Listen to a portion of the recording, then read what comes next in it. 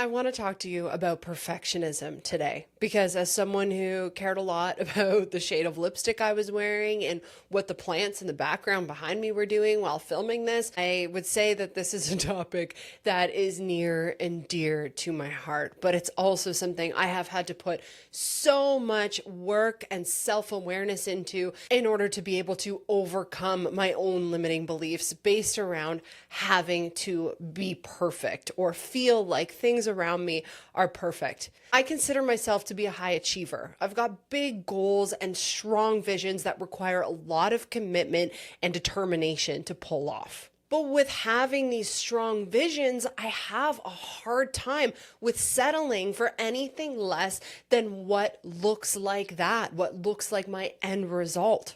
I set the bar so damn high for myself that it ends up kind of working against me sometimes or just stopping me from doing something altogether. So over the years, I've had to learn to force myself to still do things, even though I knew that they might not be perfect or look perfect, all because I recognized the ways that perfectionism was holding me back. A friend said something to me one time that really stuck with me. He said that if we don't look back and cringe at some of the things that we've done in our past, then we haven't done enough and we haven't tried hard enough.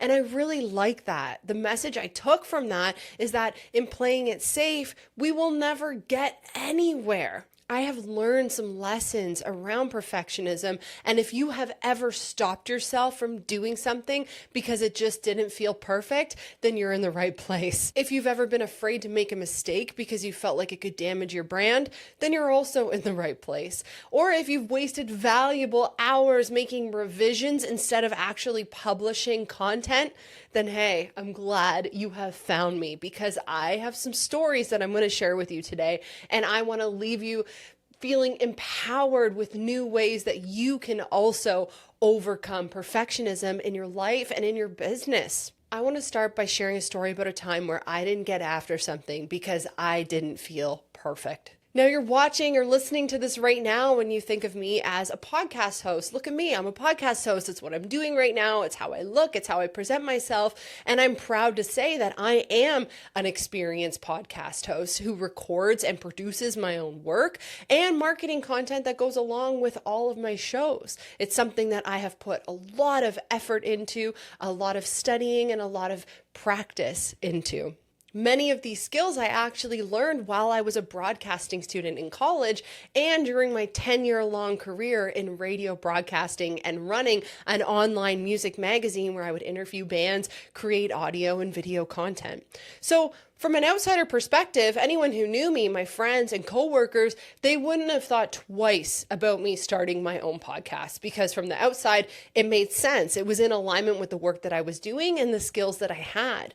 But on the inside, what I was dealing with and what I was feeling was a totally different ballgame. I was comparing myself to the big leagues, to the Mel Robbinses and the Tony Robbinses, and I was feeling like I wasn't there. I wasn't ready, and I didn't have a strong enough voice to start a podcast. But then when I tapped deeper into this vision that I was given of myself starting a self-empowerment podcast, I knew it was what I was passionate about. I knew it was what I wanted to do, but it took me 2 years to actually convince myself that I was ready to do it. 2 years of just sitting on the sidelines when I already had all of the skills I needed to do the damn thing. That was 2 years of limiting beliefs taking over in my brain and holding me back and causing me to play small. During that time, I had convinced myself that I just wasn't qualified yet and I needed to read more books and get more certifications.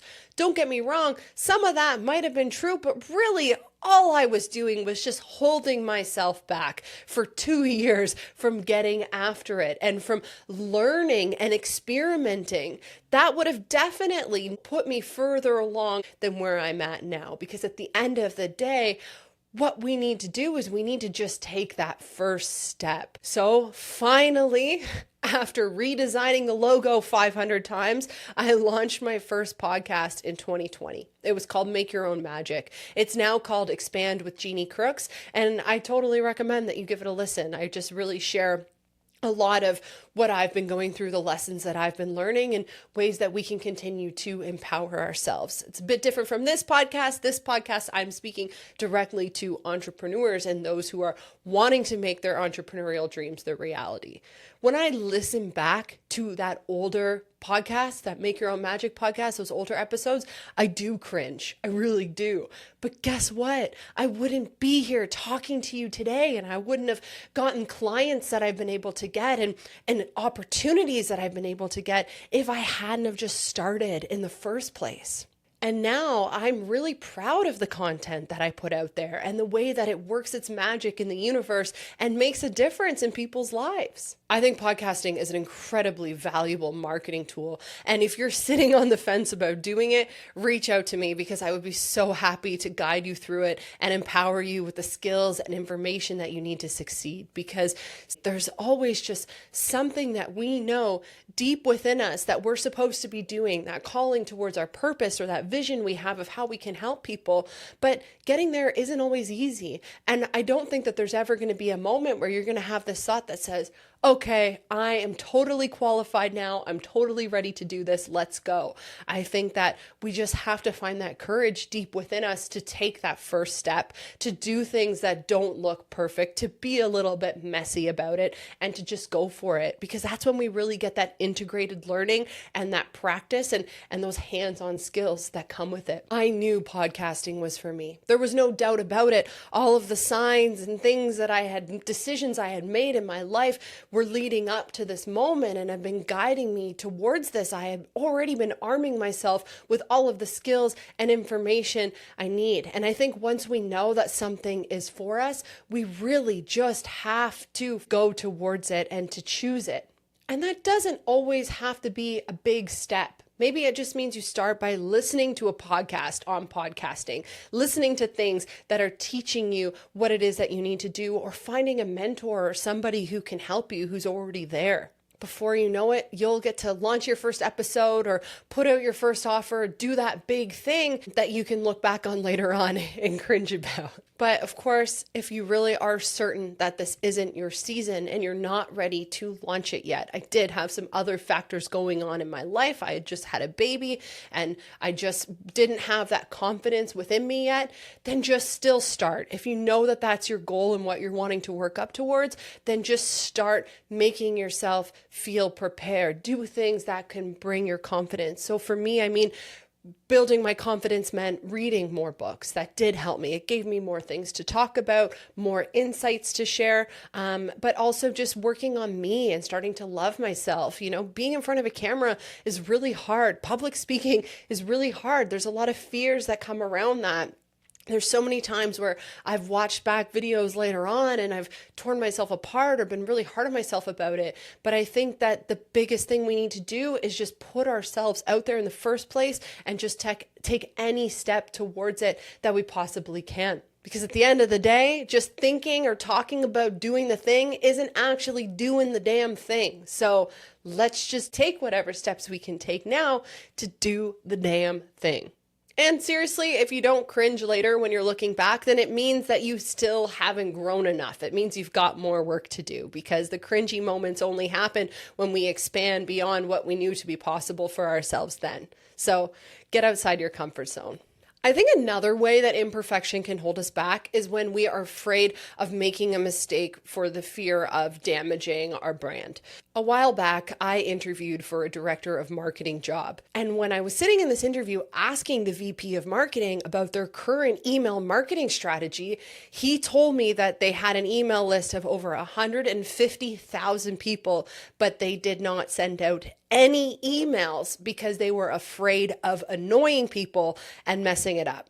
I couldn't believe it. Could not believe what I was hearing. But right then, I could see how their collective fear of doing it wrong was holding them back from potentially getting 150,000 people to walk in the doors of their businesses. But the truth is, I meet a lot of business owners who are also doing the same thing, sitting on a list of valuable email contacts just because they don't know exactly how to do it or how to message them, how to reach out to them, and they feel like the message that they have to share just isn't perfect. And chances are you're one of those people too. And I'm here to tell you that that's okay. But I'm also your honest friend and coach who is here to tell you that the only way you can mess things up with those contacts is to let them forget that you exist, to not email them. So if this is you, then I challenge you to send out that email to these people.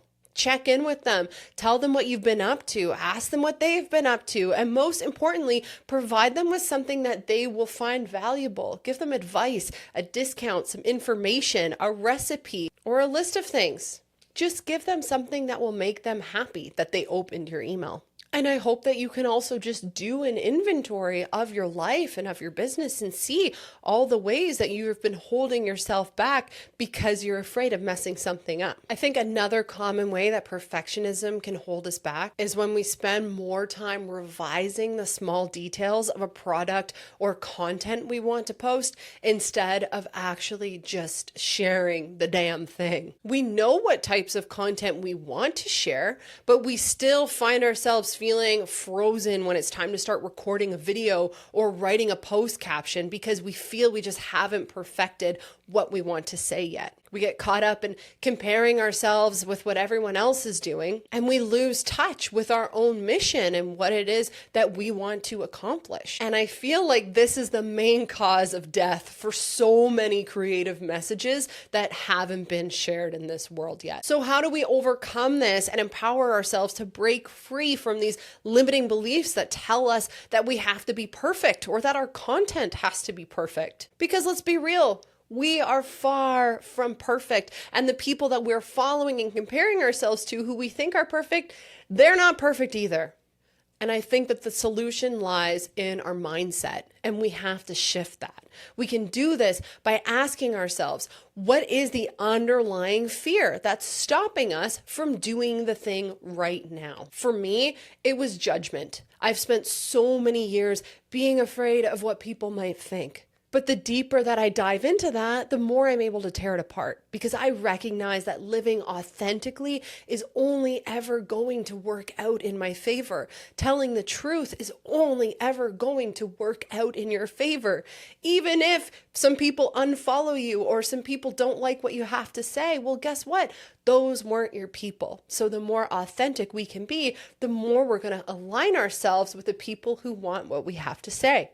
When I started to shift my mindset and see things that way, I realized that I didn't have to fear the judgment of others anymore. The only judgment I had to deal with at the end of the day was the judgment I was projecting onto myself. And ultimately, I think imperfection is something we're always going to have to live with, especially when we're comparing ourselves to the best of reels of everything we subscribe to online, and we allow ourselves to be influenced by advertising tactics that tell us we're not enough. I also think that we're always going to be a little bit uncomfortable and scared when it comes to doing new things and putting ourselves out there. Anytime I come in front of a camera or I speak on stage to people, I have all of these signals in my body, all these things that tell me not to do it, don't do it, stay home, play safe. But guess what? That's not going to get me anywhere.